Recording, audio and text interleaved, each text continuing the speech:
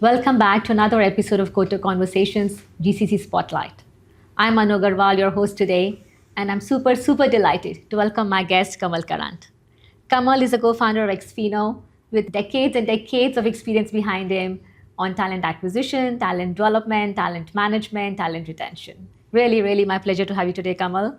And today, as we deep dive into the world of GCCs, we will cover with him everything from the time an organization decides to set up a GCC in terms of choice of their country, choice of the city, choice of micro market, and the role that the talent partners play in that.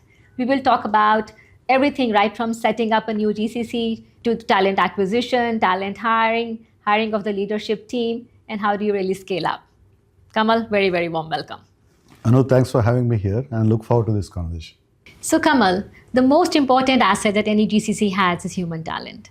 And when they decide to set up an office, at what stage do they reach out to talent partners like you? And what role do you play in those initial considerations? Anu, in fact, at a what you call as a minus or a zero stage in headquarters, US, Europe, or Australia, wherever they are, even before they decide going to a country, I think talent starts there. So we may not be in that boardroom where they're deciding that, but that's already a given that talent is a starting point. Right. And thereon, when they come to India, they get to meet us, and that's when the stage sets for what we call as the skill, speed, scale, price. So all these things come into consideration. So, for example, if a company is coming to India and they want to hire 400 data science people, then we look at where are these skills available, right? Whether they match it. Then we look at what is the scale in which available, and we look at how long will it take to hire them, the speed part of it. And what would it cost to hire these 400 people? So that's what we call as the skill, speed, scale, and price. And based on this, you decide to go to a particular state. So we call it 4SP. The skill, speed, scale, and state, and the price. So 4SP. That's how the entire configuration comes into play. Then you'll decide whether you will go to a Hyderabad, you will go to a Bengaluru, or a Pune, which is where maximum greenfields have gone in the last 3 years. So that is the context in which this gets set of where will I get this talent and how fast can I hire them. So that is, in one way to look at where, at what stage we come into play. Right. I like this. Skill, speed, state. Skill, speed, scale, state, price. Right. 4S. 4S and P. Yeah. I really like this 4SP part. But tell me, so where exactly do you come in? So we're consultants. We like to put acronyms everywhere. So that's how the 4SP came in, right?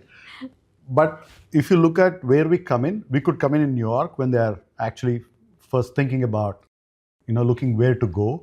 Or we could come in when they come to India. And when they come to India, they're not just coming to India. Many a times these companies are coming to India, looking at India, then going to Southeast Asia, looking at Southern American countries, then you're also looking at Eastern Europe. Right. So sometimes you're in competition with the other countries as well. Right. But 80% of the times I have seen India as one, specifically when it comes to scale of tech talent that we have in India.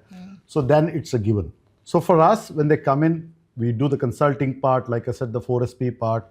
If they like that and they say, hey, look, you gave this data to us, but can you execute? And that's when we come in. Otherwise, we do the consulting part and walk away. Yeah. Or if they say, look, we like you, can you execute that?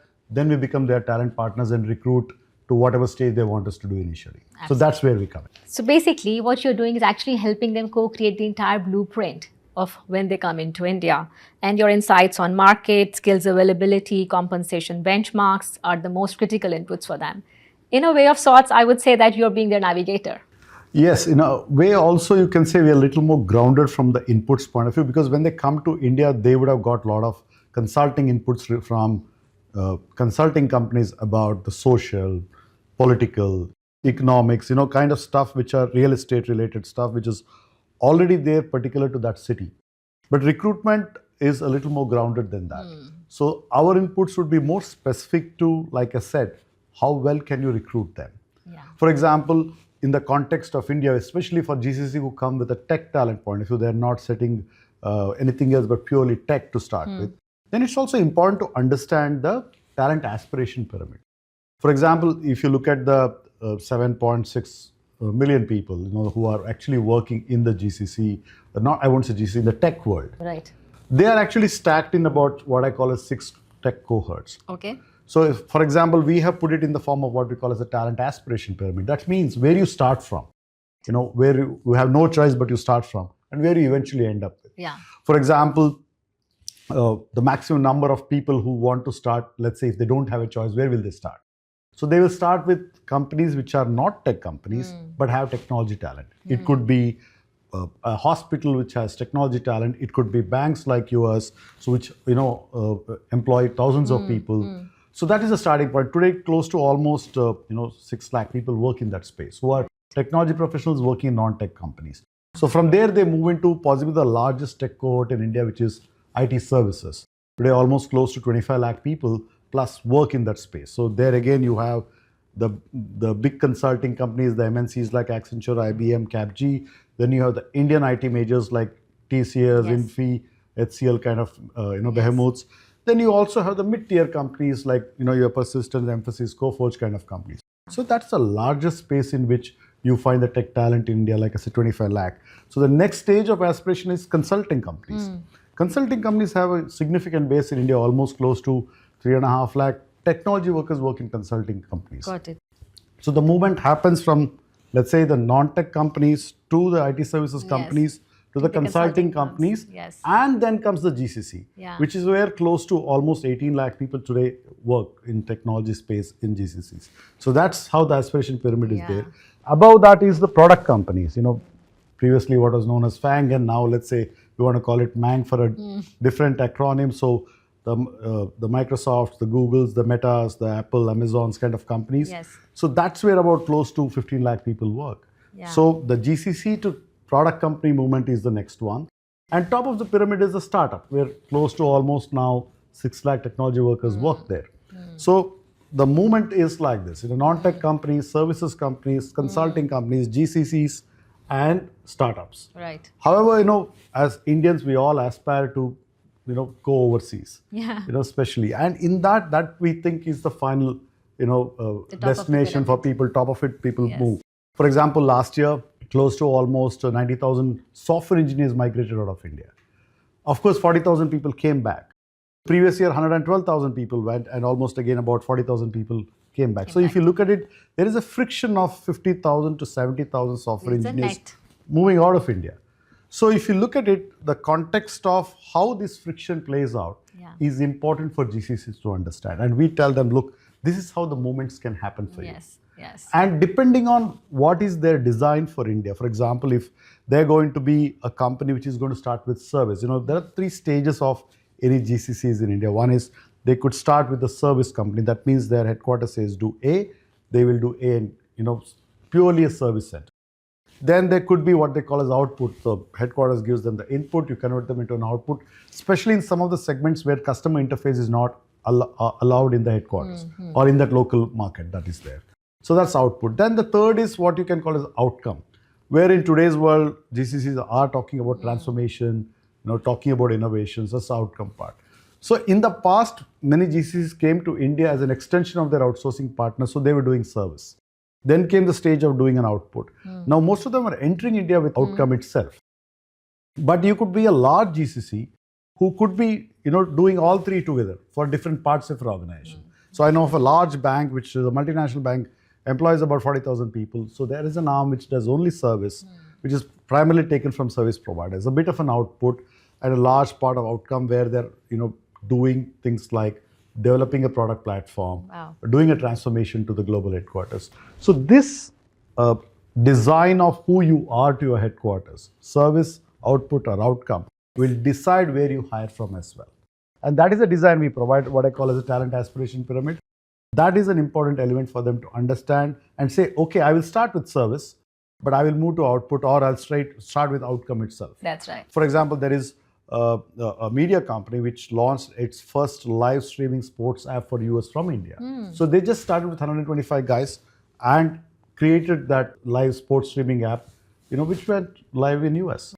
So it could be, they start with outcome, they didn't do anything else. So they use the outsourcing partners to do the service part of it. So you could be the, innovation or an outcome partner to start with for your headquarters. Yeah. And you play a role in this entire talent aspiration pyramid, as you said. We will actually tell them that, this is how it works. Right. This is how the talent is moving. Yes. And let's say if there is a competitive landscape, they want to know that their competitors are already in India. I say, look, these are the talent moved there. So it allows them to say, hey, look, I come here for service, but I think there's an opportunity for outcome. So they'll dial up headquarters and say, can I start here? And that is the role we'll play. Understood. And each level of the pyramid will have different kind of people in terms of skill availability, different compensation benchmarks, and deciding also helping you decide which location you should go to, because which part of the pyramid you're going to play with is very important. No, absolutely. If you're going to hire from service, if you're going to be a services company, so you're going to start with that. See, many of them start with insourcing, because they've already given it to a service provider. You want to insource. So you will also hire from other IT services companies in that context. But if you're starting somewhere fresh, you would actually hire from other GCCs because you feel they're more culture fit. They've worked with similar kind of projects before, so you'll hire them from other GCCs. But if you're going to be an outcome-based GCC, then you'll go to product companies and hire as well. True. So that is how this would play out. Yeah. And Kamal, now after this, the next step is leadership hiring. Leaders really set the tone of the place, the culture of the place. Leaders are the one who will be the ambassadors for further talent that comes into the organization. Then how do you go about attracting talent for this leadership pool? Leadership is everything, right? So especially when it comes to GCCs, if you look at the trend, I'm just picking data points of, let's say, the 163 GCCs which came in the last 25 months in India. And in that, what we see as a trend is GCCs have typically hired leaders, especially site heads, from other GCCs. 40% of them just went and hired from other GCCs. An additional 24% did something which is logical, where they sent people from either their commercial business or their headquarters, because they wanted continuation of their culture or people who understand their organization processes. So when they are setting up, it becomes easier. So if you look at the context of how else, there are also companies which hired people from IT services companies because they were possibly insourcing from their vendor. Yeah. So a small percentage of companies also hired from conglomerates, somebody hired from even consulting companies. However, I need to point out that when we talked about outcome, there were about 15% of GCC greenfields who hired from product companies, because from day one they wanted to transform. Not necessarily the people who only come from product companies do that, but that was the thought process. So if you look at leaders, where they come from matters. One, if they're coming from your own setup, the cultural continuity is there. Another GCC also means that they're bringing something which is already existing elsewhere, which is why they were hired for. So that is the context of when you look at leaders, where they hire from is an important element. And we've seen that panning out where GCCs, IT services companies, and mostly internal movements seems to be the place where they're hiring leaders from. And one more interesting piece that we observed in the greenfield GCC which came in the last 3 years is that they ended up hiring people who were one level below the site head. So that means they brought people who are feeling more aspirational to be the GCC head. So they felt they were giving them also career growth. Maybe compensation wise also it became more competitive to do that, right? So that is what we're seeing in the leadership hiring space. But when you go to the next stage of setting up the vision of the GCC here, what comes into place mostly it's a borrowed vision and mission for them. Though this is a tech center, though it could be a commercial company, an FMCG company setting up, they typically borrow the headquarters visions of what has to be done, which is the right thing to do from a continuation point of view. So clearly year one also is about not just borrowing what is there, but also trying to do a POC, the proof of concept, because they've come to India to prove something. And the year one for leadership is not just scaling up of the right talent, but also trying to set out some processes which are working out for the headquarters to prove that, look, your addition is right. I got it done in year one. So year one is about scaling plus execution of the POC as far as the leadership is concerned. Absolutely. Kamal, so that was on leadership. But I've also seen that GCCs, once the leadership talent is hired, they scale up from 0 to 100, 100 to 1000 within a scale of few months. So hiring that kind of numbers with that speed and the quality must be quite a complex task. Then how do talent partners like you partner in that journey? So if you look at what we do, sometimes it appears very crazy because, again, going back to the greenfield GCC which came to India in the last 3 years, out of the 163 came, 68 came to Hyderabad, 61 came to Bengaluru. So you can imagine, multiple GCCs hiring at the same time. There was a period last year where 3 pharma giants were hiring in Hyderabad simultaneously, and we're going after the same set of talent pool.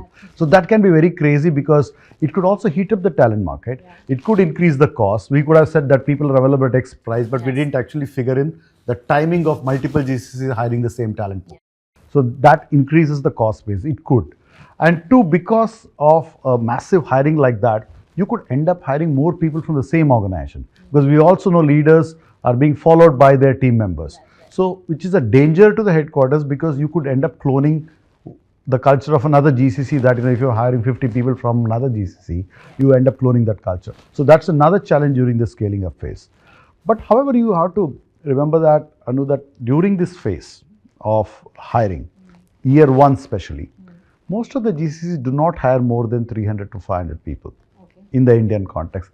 We believe that is not too big in the context of the 6 big cities that are there in India. And the availability of talent pool in India.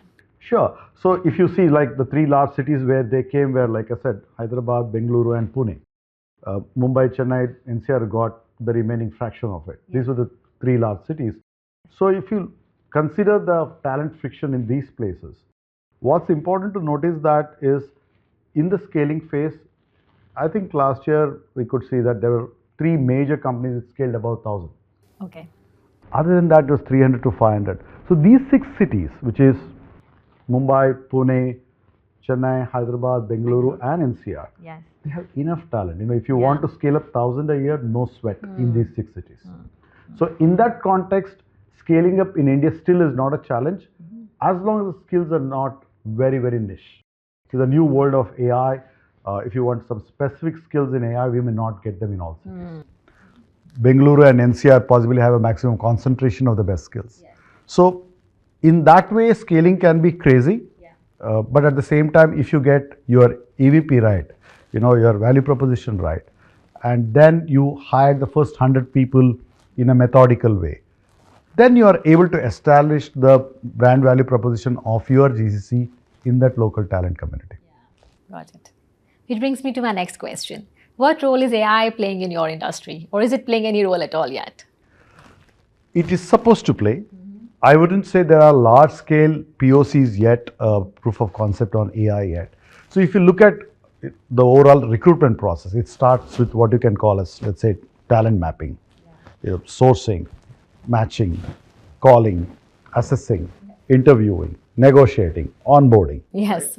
In that, there is a combination of tech and combination of touch that is required for you to complete the process. The first 4 I mentioned is something where AI is beginning to play.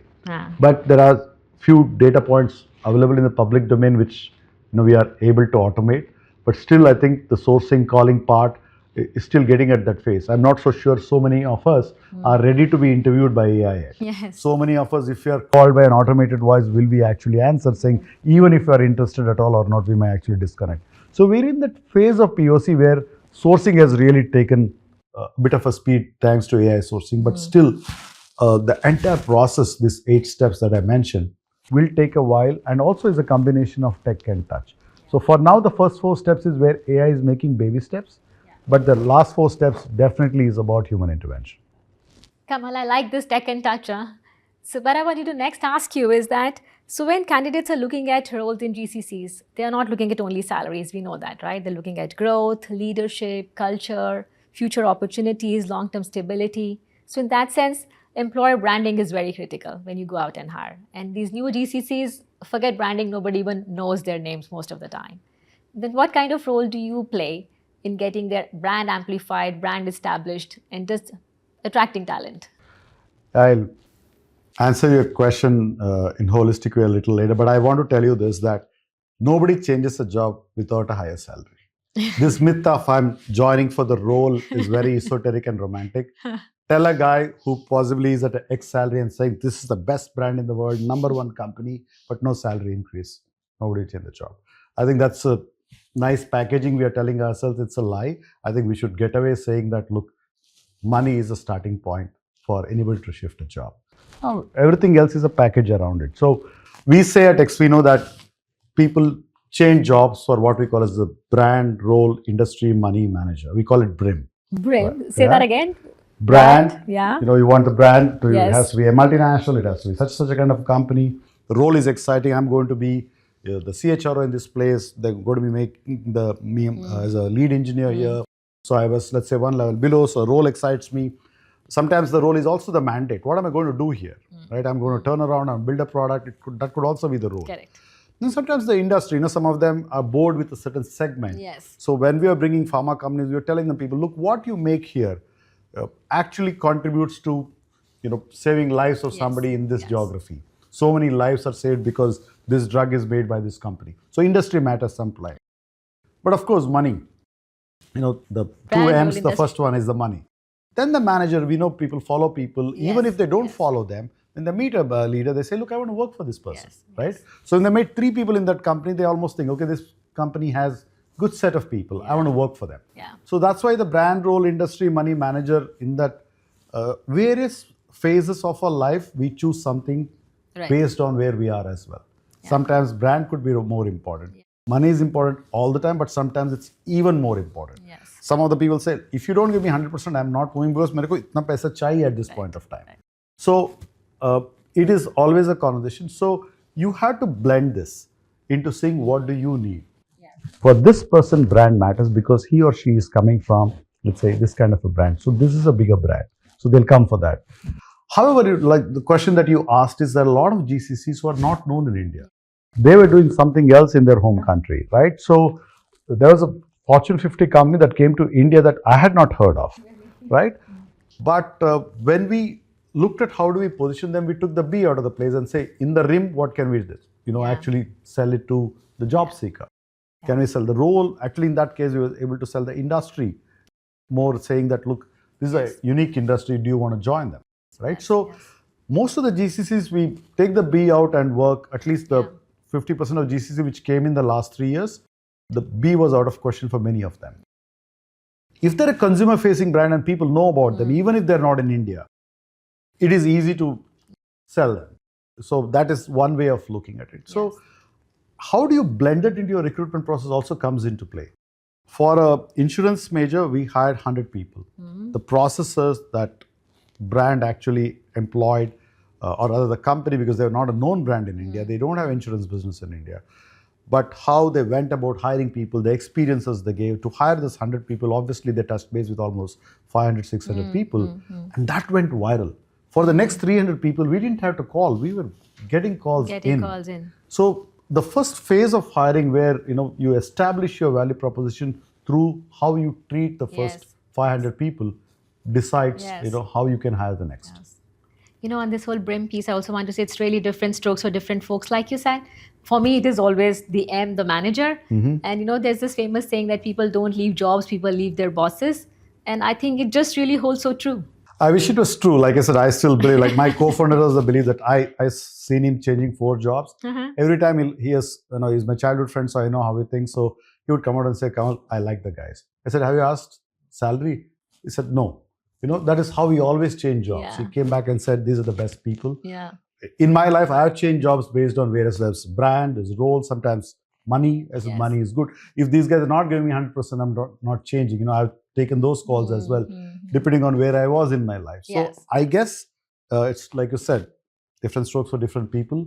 But in the context of life, each of this could matter. That's right. So Kamal, whatever little I understand of HR, there are many different hiring models, and it's no one size fits all.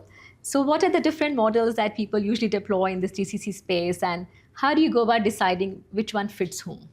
This is my favorite question. Really? So because it allows me to bring one more framework, we like frameworks. So we call it build, buy, and borrow of talent, the 3 Bs, right? So it's easy to understand the build. For ages together, the Indian IT services companies have hired freshers from college, lakhs of them, trained them in their own campuses, large campuses, then brought them on live projects, right? So that's how the Indian IT ecosystem has built, and they continue to build it. Even last year, about close to 1 lakh of engineering students were hired by these companies and put them on training, right? So that's the build model. The popular model for GCCs have been the buy model, because year one, when they come, they have to hire people who, like I said, have to do the POC, proof of concept, to the headquarters, that they came here for a reason and that project got delivered. So they would go hire laterals, as they call it, from the market. Your salary is X, you get 30% more, that's buying. Basically, you're augmenting the salary and buying the people. So that's the popular model for GCCs. And of course, some of them actually also have come to India where they already have a service provider.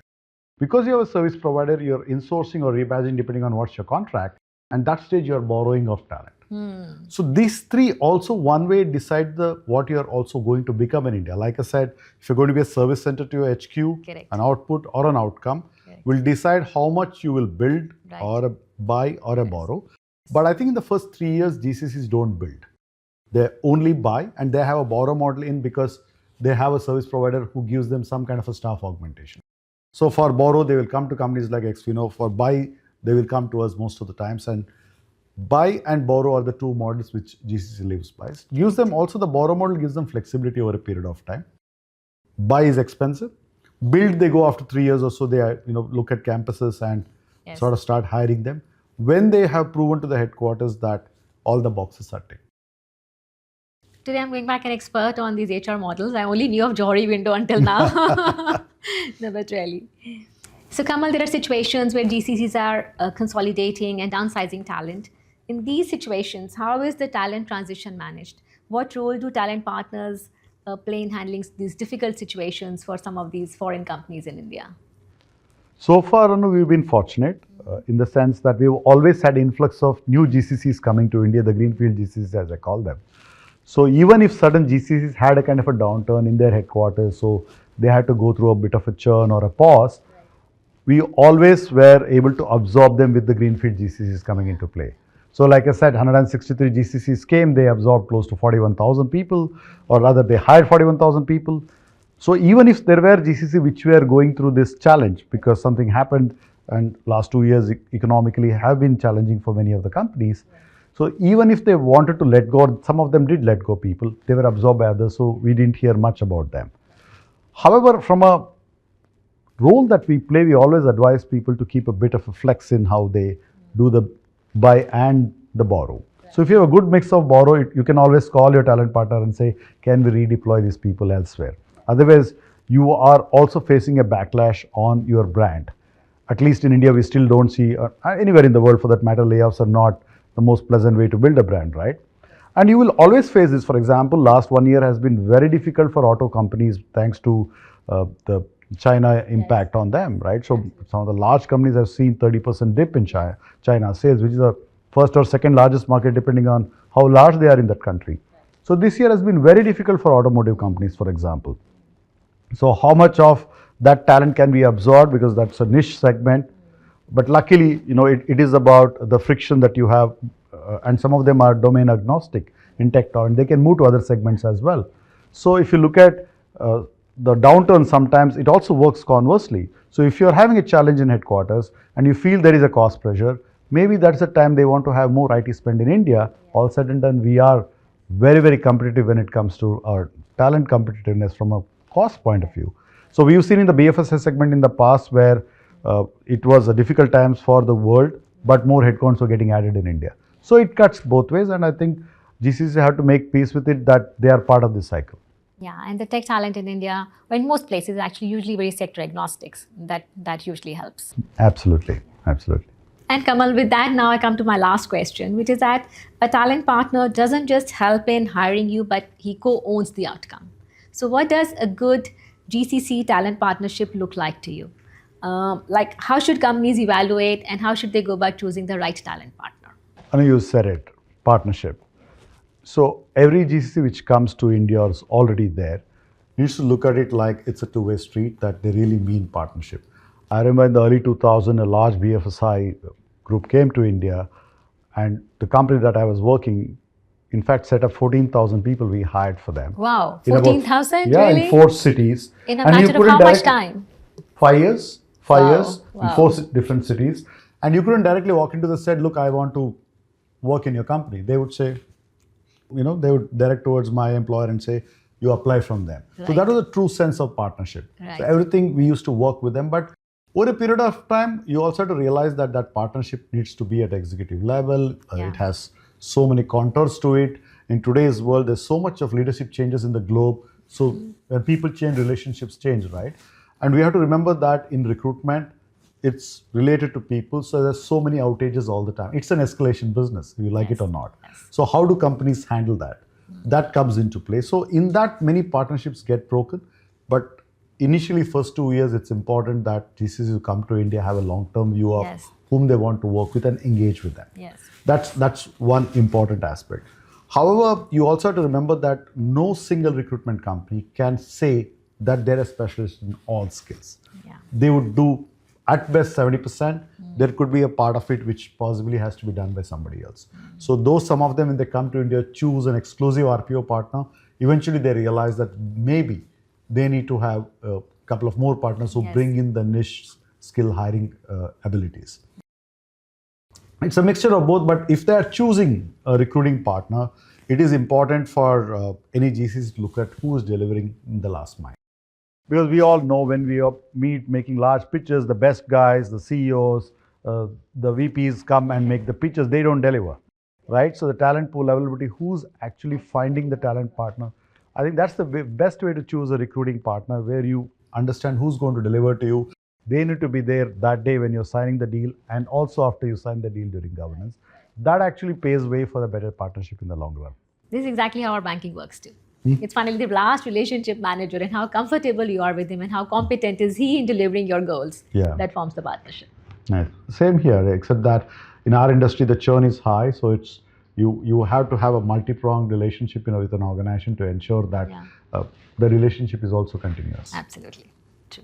Well, Kamal, that brings us to the end of this conversation. Thank you so much for this incredibly insightful conversation. And I really thoroughly enjoyed it. And I think this is going to be one of our most important episodes in GCC Spotlight, given the importance of human talent in the life of a GCC. So big thank you to you. Thank you, Anu, and thank you to Kotak Konversations for having me today. And I really enjoyed the conversation we had today. Likewise. And thank you, viewers, for tuning into Kotak Konversations, GCC Spotlights. I hope you had as good a time as we did, and we see you soon.